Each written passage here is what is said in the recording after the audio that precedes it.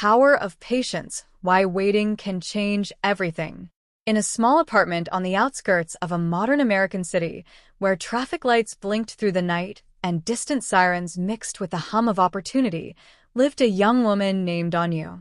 At 24, she carried two heavy things wherever she went: a second-hand backpack filled with notebooks and a heart full of unspoken words. Anya had moved to the United States with her family 3 years earlier. Back home, she had been confident, outspoken, and ambitious. Here, she felt invisible. English surrounded her, on buses, in stores, and offices, but it refused to come out of her mouth the way it lived in her mind. Every sentence felt like a mountain she had to climb while others walked past effortlessly. Her call to adventure came on an ordinary morning at a coffee shop. As she stood at the counter, rehearsing her orders silently, the barista smiled and asked, "What can I get you today?" The words tangled in her throat. She stuttered, mispronounced, and finally pointed at the menu.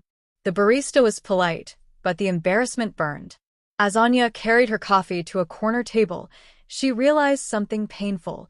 Her dreams were trapped behind her silence. She wanted more than survival jobs and nodding conversations. She wanted to study, to work in an office, to speak without fear. English was the gatekeeper to all of it. Yet, like many heroes, Anya first refused the call. Learning English felt overwhelming. She had tried before: apps, videos, grammar books, but progress was slow. Too slow. Each mistake felt like proof that she was not good enough. Maybe this is just how it is, she told herself. Maybe I should stop expecting more. Life, however, had other plans. Her mentor appeared in the form of Mrs. Collins, a middle-aged librarian with kind eyes and endless patience. One evening, Anya wandered into the local library, seeking quiet more than books. Mrs. Collins noticed her lingering in the English learning section and struck up a gentle conversation. Slow, clear, and warm. "You don't have to rush," Mrs. Collins said after listening to Anya's struggle through a sentence. "Language is like a seed. You water it every day, and one morning, you wake up and it's grown." Those words stayed with Anya. She crossed the threshold by enrolling in free evening ESL, English as a Second Language, classes. The classroom was small but diverse. Immigrants from different countries, all carrying the same fear. On the first day, Anya could barely introduce herself. Her hands shook. Her voice trembled. But she showed up, again and again. The journey was not smooth. During the phase of tests, allies, and enemies, her biggest enemy was impatience. Some classmates improved faster. Others spoke confidently despite mistakes. Anya, however, measured every word, terrified of being wrong. There were days she wanted to quit, days when grammar rules confused her, when pronunciation refused to cooperate, when exhaustion made waiting feel pointless. But she found allies. A classmate named Rosa practiced conversations with her on the bus ride home. Mrs. Collins recommended simple novels and asked Anya to read one page aloud each visit. Slowly, painfully, progress began to appear, not as a leap, but as a whisper. The approach to the inmost cave came when Anya decided to apply for a receptionist job at a small clinic.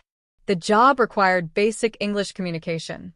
Submitting the application felt like standing at the edge of a cliff. She practiced interview answers for weeks, writing them down, reading them aloud to her mirror. On the day of the interview, fear nearly won. Her heart pounded. Her accent felt heavier than ever.